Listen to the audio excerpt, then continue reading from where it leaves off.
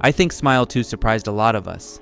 The first Smile movie was good enough. It had a creepy atmosphere that made the mundane feel hostile. Rather than rely on the horrors inherent in shadows and obscurity, the fear it conjured came from brightly lit midday rooms and sunny suburbs. Given all of this, and given that the sequel has the same writer-director as the first, it shouldn't be a surprise then that it fared so well. Personally, I wasn't at all shocked by the movie's quality, not even that it was considerably better than the first Smile. It wasn't the first time that that's happened to a horror franchise, and it won't be the last. What surprised me about Smile 2, though, above its improved story, acting, and direction, was just how ambitious the film turned out to be. The first film, if it's about anything, is a film about memetics. Memetics, a term coined by the biologist Richard Dawkins, serves as a companion to the concept of genetics. Human beings, because of our sophistication as a species, function not just through the instincts we have, instincts given to us by our genetic makeup, but also through conscious decisions we make, decisions which are guided and given form through culture. Culture, because it's shared within groups, is shared using direct or indirect communication.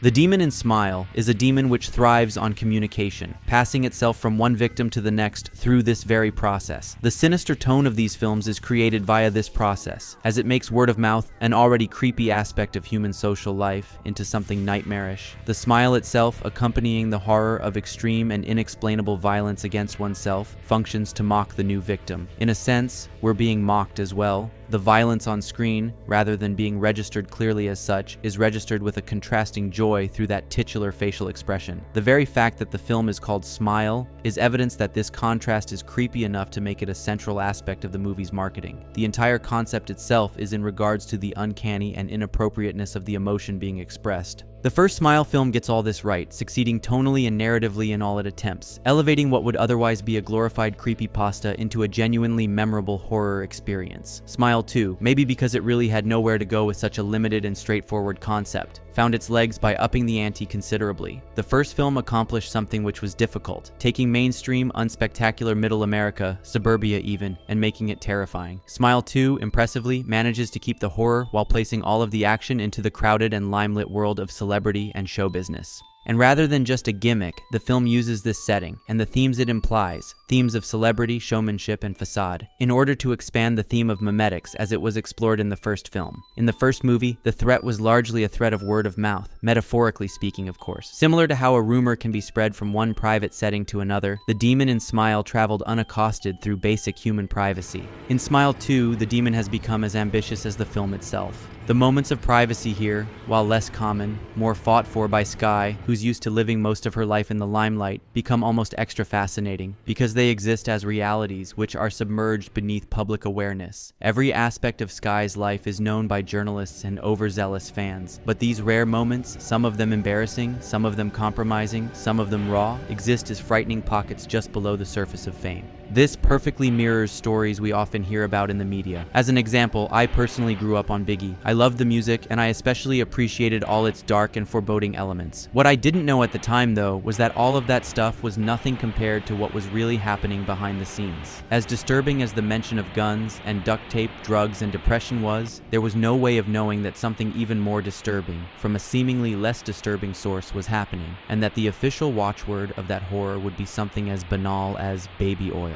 Smile 2 carries this sense of mystery. The filmmaking, which is very particular in the way that it makes us feel embodied within the moment, both utilizes the crowded non-privacy of fame to throw us off balance, only to dip us into these little personal moments, either with Skye alone or with Skye and someone else, leaving us with the horror of existing within all this negative space.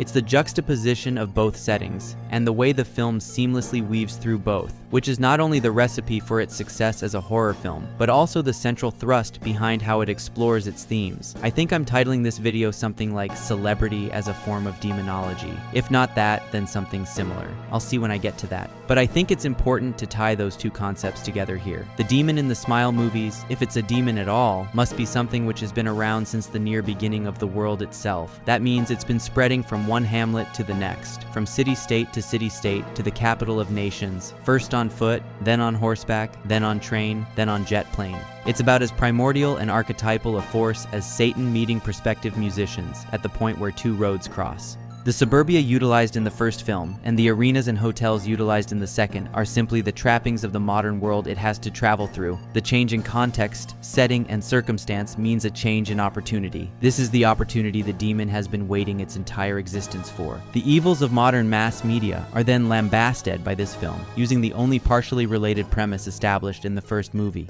This is a film about the disproportionate influence celebrities have on us and on the world at large. A demon which usually spreads itself from person to person, through face-to-face interactions through all of time, finally finds its vessel to make itself global. This dynamic is similar to the way a bad or destructive trend or opinion, once it's adopted proudly by a celebrity, suddenly, through that celebrity's influence, now becomes all of society's problem. Many people may think of current examples, and I know the ones they're thinking of. But there's also an arrogance there. I mean, aren't we assuming when we see people, especially people younger than us, being influenced by their favorite celebrities, that they're naive enough to be fooled, while us, as the enlightened noticers of this phenomenon, are above that? Wouldn't that be presumptuous, even a bit smug, to stop our thinking there? Exactly where it needs to stop to keep us from pointing this analysis at ourselves? What ideas have we ourselves imbibed from those we look up to, perhaps even formative ideas? Maybe even ideas we've had since, as long as we could remember. Maybe ideas we've believed in for so long we can no longer even entertain the possibility that they're wrong. Maybe ideas which have been with our parents, unquestioned, only to be passed down to us. If only there was a compendium of bad ideas out there, ones detailed, point by point, regarding all the bad things we need to be implanted with for the purpose of a specific, clearly stated end. Unfortunately, no such book exists. All that we're left with is the infectious glow of celebrities. You can't blame anyone for being so obsessed with their favorite famous man or woman. I mean, look at that gorgeous hair, those emotive eyes. Look at that perfect skin and mile-high cheekbones.